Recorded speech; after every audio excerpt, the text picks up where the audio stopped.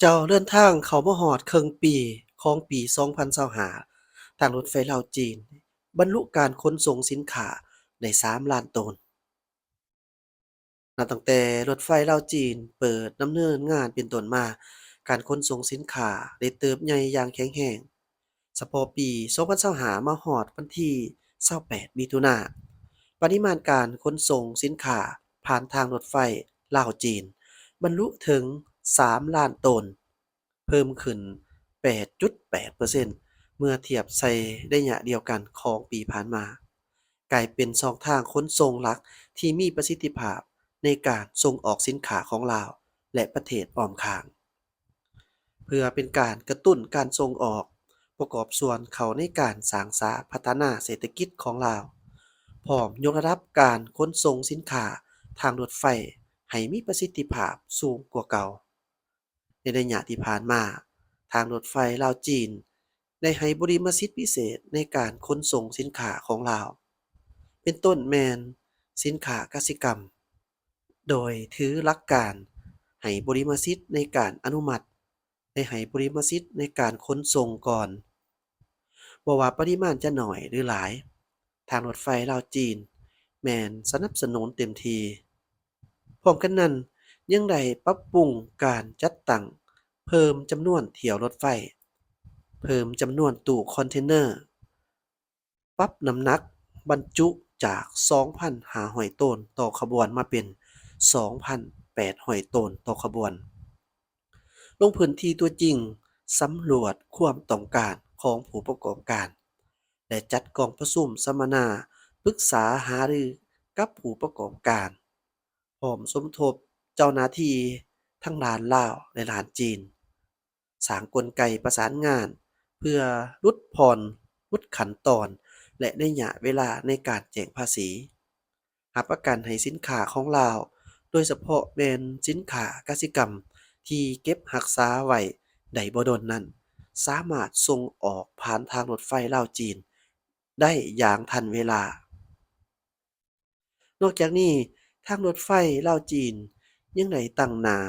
ประสานสมทบกับภาคส่วนรถไฟที่เกี่ยวข้องของประเทศจีน ไทยและมาเลเซียเพื่อซุกยิ้วให้มีการเปิดขบวนรถไฟขนส่งสินค้าข้ามแดนจีนลาวไทยมาเลเซียแน่ใส่ให้สินค้าจากประเทศในอาเซียนสามารถส่งออกด้วยระบบการขนส่งข้ามแดนผ่านทางรถไฟลาวจีนได้อย่างมีประสิทธิภาพ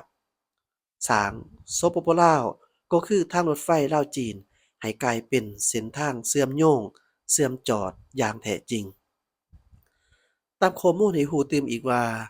สินค้าต้นตอที่ลาวส่งออกไปจีนมีสินค้าประเภทหมากไม้มันต้นยางพาราแร่ธาตุและอื่นๆสินค้าที่มาจากประเทศอ้อมข้างที่ส่งออกไปโซปจีนและประเทศอื่นๆผ่านทางรถไฟลาวจีนหลักๆนั่นแม่นหมากไม้เขตร้อน ประเภทสินค้าที่ขนส่งผ่านทางรถไฟลาวจีนได้เพิ่มขึ้นอย่างต่อเนื่องจากเบื้องต้นเพียง10กว่าชนิดมาเป็น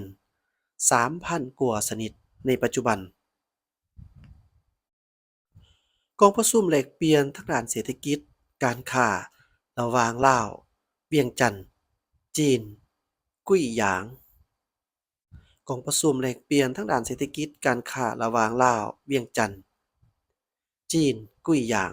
ได้จัดขึ้นอยู่ที่นครหลวงเวียงจันทน์ในวางบ่ดนมานี้ ผู้ต่างหน้าองค์การปกครองและวิสาหกิจของสองฝ่ายได้เข้าร่วมกองประชุม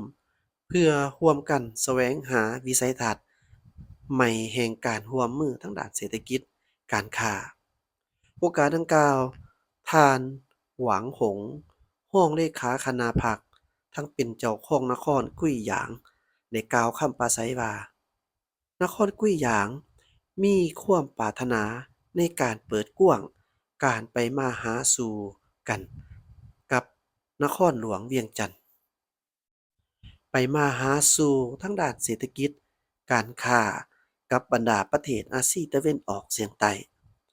พร้อมทั้งข้องค้อยเพื่อนมิตรสองฝ่ายจะร่วมมือกันเพื่อบรรลุการร่วมมือ แบบต่างฝ่ายต่างได้รับผลประโยชน์ที่กว้างขวางกว่าเก่า ท่านศิริราชธงศิลป์ทองเพ็งห้องเจ้าของนครหลวงเวียงจันทน์กล่าวว่าฟังว่านครหลวงเวียงจันทน์และนครกุ้ยหยางของจีนจะเพิ่มทวีการร่วมมือตื่มอีกร่วมกันค้นหาโอกาสการค้าเพื่อสุขอยู่เศรษฐกิจสังคมระหว่างสองนครให้ได้รับการพัฒนาอย่างรอบด้าน ในโอกาสดังกล่าววิสาหกิจและองค์การจัดตั้งที่เกี่ยวข้องของสองฝ่ายได้ลงนามในโครงการจัดซื้อในโครงเขตต่างๆเช่นการค้าและการท่องเที่ยวเป็นต้นจำนวน7โครงการพร้อมทั้งลงนามในสัญญาร่วมมือยุทธศาสตร์2ฉบับ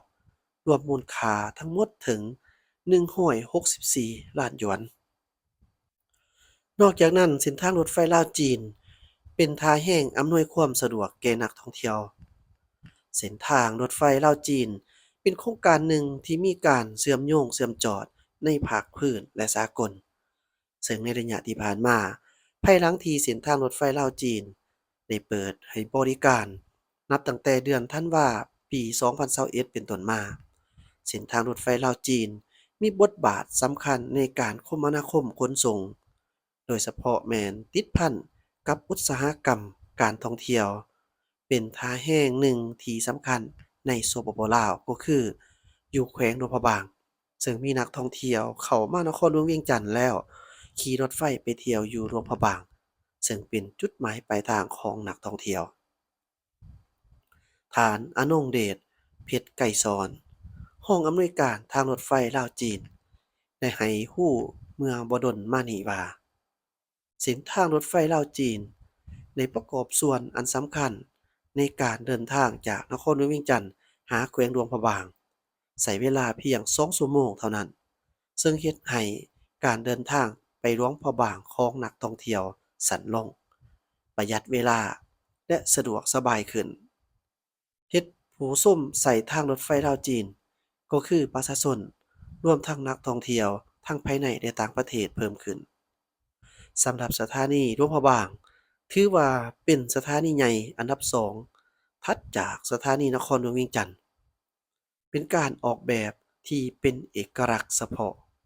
และมีสิ่งอำนวยความสะดวกที่เป็นพื้นฐานแก่ผู้ชมใช้เช่นบ่อนพักเช้า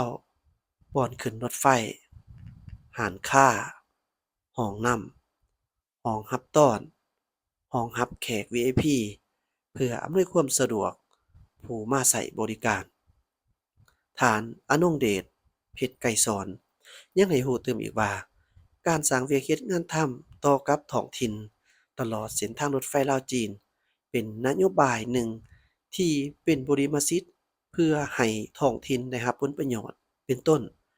สร้างเวียกเฮ็ดงานทำอยู่ภายในสถานีก็รับเอาคนท้องถิ่นเขามาเฮ็ดเวียก